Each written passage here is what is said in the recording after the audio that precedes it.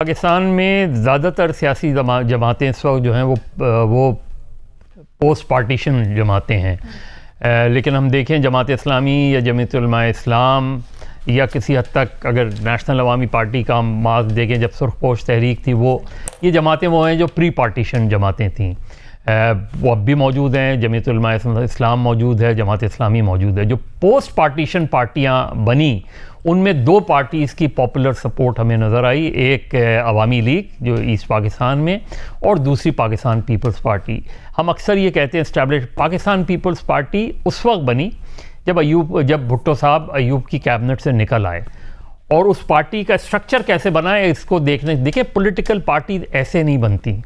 Political parties جب بنتی ہیں دو چیزیں بڑی امپورٹنٹ ہیں کہ آپ پروگرام کیا دے رہے ہیں اور لیڈرشپ کیا ہے آپ کی، اور اس کا اسٹرکچر کیا ہے۔ لیڈرشپ اس لیے امپورٹنٹ ہوتی ہے کہ اس نے عوام کو اٹریکٹ کرنا ہوتا ہے پروگرام کے ذریعے۔ بھٹو پیپلز پارٹی 3 سال میں اتنی پاپولر ہو گئی کہ وہ مغربی پاکستان کی سب سے بڑی جماعت بن کے ابھری۔ کیا وجہ تھی؟ اس لیے کہ صرف اس کا نعرہ اور پروگرام نہیں تھا، جو لیڈر تھا وہ گراس روٹ لیول پہ گیا۔ گراس روٹ لیول پہ جا کے اس نے دیہاتوں میں، میرا خیال ہے بہت کم لیڈر پاکستان کے اتنے گراس روٹ لیول پہ گئے جتنے بھٹو گیا تھا۔ دوسری پارٹی نظریاتی پارٹی کون سی تھی؟ نیپ، نیشنل عوامی پارٹی، لیفٹ ونگ کا ایک الائنس تھا، اور اس میں بلوچستان، خیبر پختونخوا، سندھ کے بائیں بازو کے لوگ تھے۔ اس وقت آئیڈیولوجیکل پالیٹکس ہوتی تھی۔ اس کے بعد جو ہم نے فیز دیکھا، جو جنرل ضیاء الحق کے پیریڈ میں دیکھا، کہ مسلم لیگ نون کو ایک طریقے سے پالیٹکس کو میں کاروبار لانے کی مارکیٹس وہ کرنے کی، اور اس میں بہت سے لیفٹ ونگ کے جو لوگ تھے انہیں یہ اٹریکشن نظر آئی کہ جی جاگیرداری سسٹم سے بہتر ہے ہم انڈسٹریلائزیشن کی طرف جائیں، تو اس لیے انہوں میں سے بہت سے لوگوں نے نون لیگ کو سپورٹ کیا۔ تحریک انصاف کب آئی؟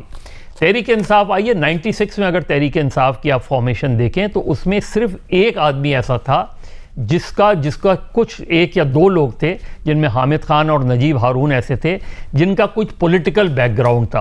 باقی سارے لوگ اے پولیٹیکل لوگ تھے جنہوں نے، اس لیے اس کو ٹائم کتنا لگا پارٹی کو سپورٹ اور وہ اسٹیبلشمنٹ بہت سی آج شاید خاقان عباسی کی بات پہ ہمیں اس لیے کنکلوژن نہیں ڈرا کرنا چاہیے کیونکہ ابھی تو انہوں نے مسلم لیگ نون نہیں چھوڑی۔